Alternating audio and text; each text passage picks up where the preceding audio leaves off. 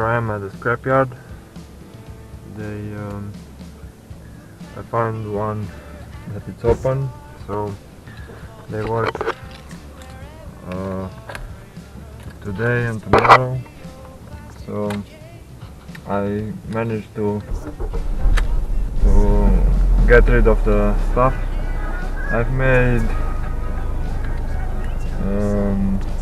about $30 or so. Here in Romania, prices are I think the same as in US or Europe. So thank you for watching, and I'll see you next time.